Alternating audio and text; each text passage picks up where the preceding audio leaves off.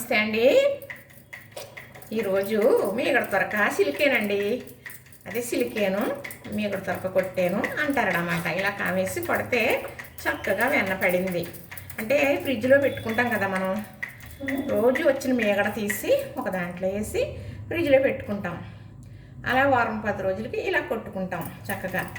అయితే అది ఎలా అంటే ఐస్లో ఉంటుంది కదా, ఐస్లో అది బాగా పూర్తిగా ఐస్ చల్లారిపోవాలి.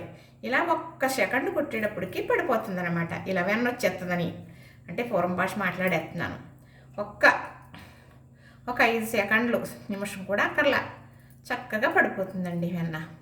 అప్పుడు ఇలా తీసేసుకుని చక్కగా కడిగేసి రాత్రి నెయ్యి కాయకూడదండి. మంగళవారం, శుక్రవారం, సోమవారం కూడా కాయకూడదు నెయ్యి. ఇవన్న తీసిన తర్వాత నెయ్యి చేసేసుకుందాం అనుకుంటాం కదా, రాత్రి కాయకూడదు. మంగళవారం, శుక్రవారం కూడా కాయకూడదు. శుక్రవారం మంగళవారం మంటలకైనా ఓర్చుకుంటాను. శుక్రవారం సుఖం కోరతాను. సోమవారం శోకానికి ఓర్చుకోలేను. సోమవారం కాయొద్దు నన్ను అని అంటదట.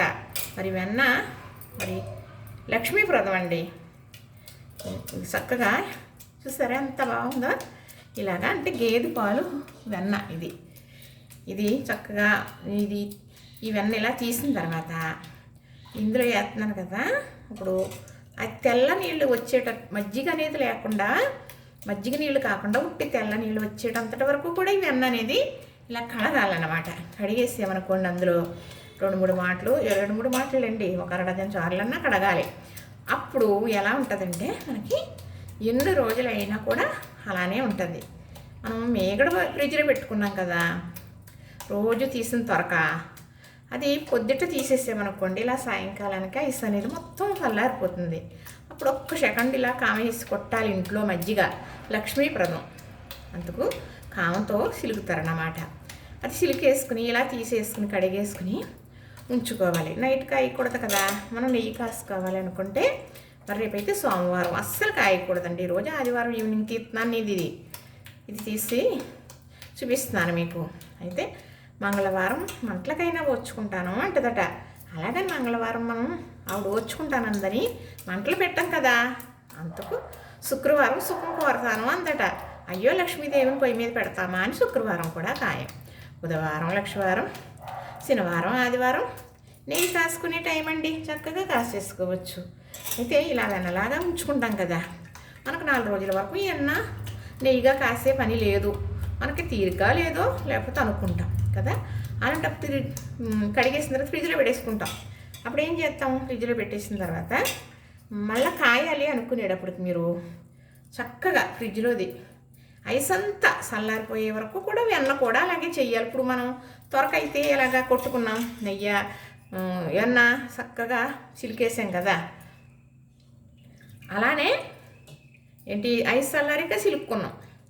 అలాగనే నెయ్యి కూడా ఈ నెయ్యి అంటానేంటి వెన్న ఐస్ ఫ్రిడ్జ్లో ఉంది కదా, వెన్న బయటికి తీసిన తర్వాత మొత్తం ఐస్ అంతా చల్లారిన తర్వాత మళ్ళీ నీళ్లు పోసి కడిగి అప్పుడు కాయాలి. అలా కాయడం వల్ల నెయ్యి అనేది చాలా బాగుంటుంది. తర్వాత ఏమో స్మెల్ రాదు.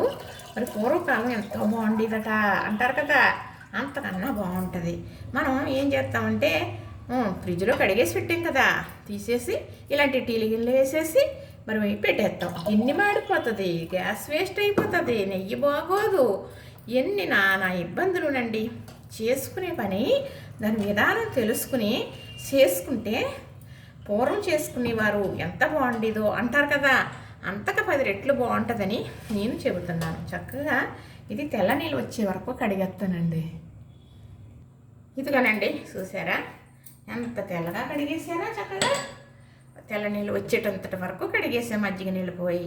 ఇది ఇలాగా ఉంచుకుంటే ఎన్ని రోజులైనా వెన్న ఉంటుంది. చక్కగా మనం మరి ఏదన్నా మనం వెన్న వేసే ఐటెం చేసుకునేటప్పుడు వాడుకోవచ్చు. లేదంటే నేను ఇలా కాసేసుకుని చక్కగా ఉంచుకోవచ్చు. సంవత్సరాల తరబడి నిల్వ ఉంటుంది. మనం చేసే పని పర్ఫెక్ట్గా చేసుకుంటే తప్పనిసరిగా ఉంటుందండి.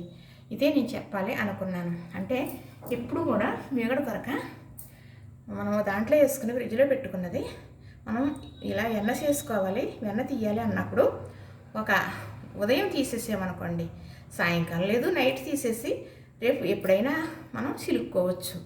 అప్పుడు ఐస్ అనేది పూర్తిగా చల్లారిపోవాలి. అప్పుడు 1-2 సెకండ్లు కొట్టేటప్పటికి వెన్న అనేది పడిపోతుంది. చక్కగా వెన్న ఇలా తయారు చేసుకుని ఉంచుకోవాలి. మనకు అవసరాన్ని బట్టి వాడుకుంటాం, లేకపోతే ఫ్రిడ్జ్లో పెట్టుకుంటాం కదా. నెయ్యి కాయాలి అన్నప్పుడు నేరుగా ఫ్రిడ్జ్లో తీసి ఐస్ ఉన్నా పర్వాలేదని పెడితే పొగలు వచ్చేస్తుంది కదా, తర్వాత గిన్నె మాడిపోతుంది కదా, గ్యాస్ వేస్ట్ అయిపోతుంది కదా. మనం ఎంత కష్టపడి చేసుకున్నా నెయ్యి బాగోదు కదా.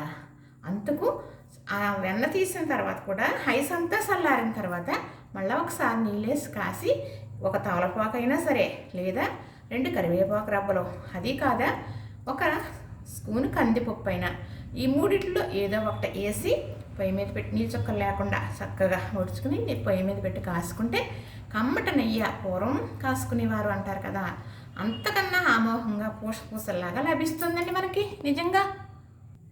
అవునండి, చూశారు కదా. ఇంతే. ఇదైతే గేదె పాలు మీద వచ్చిన మీగడ వెన్న. అది ఆవు పాలు అయితే మరి ఎల్లో కలర్లో పచ్చగా ఉంటుంది. ఇది గేదె పాలు మూల తెల్లగా ఉంది వెన్న. నెయ్యి కూడా అంతే. మరి చూడటానికే కాదు, మరి మనం వాడుకుంటే కూడా చాలా గొప్ప అమోఘంగా ఉంటుందన్నమాట. నేను చెప్పినట్టుగా పాలు అవి కాసుకుంటే నెయ్యి మనం వెన్న వచ్చిన తర్వాత దాన్ని ఇలా శుభ్రపరుచుకుని అలా చేసుకుంటేనే బాగుంటుందండి. వెన్న మనం ఏదో కొనుక్కుని తెచ్చుకున్నాం అనుకో, ఎలా ఉంటుందో నాకైతే తెలియదు. మనం ఇంట్లో ఇలా చేసుకుంటే మాత్రం ఇలా చేసుకోవాలి. నేనైతే ఇలానే చేసుకుంటాను. చాలా మాటలు మరి చూపించడం, పెట్టడం, వెన్న తీయడం, నెయ్యి కాయడం అన్నీ చూపించానండి. ఈరోజైతే ఈ వెన్న తీయడం ఇలాగ చూపించాను. చూసారు కదా, నచ్చింది కదా. లైక్ చేయండి, షేర్ చేయండి, సబ్స్క్రైబ్ చేయండి.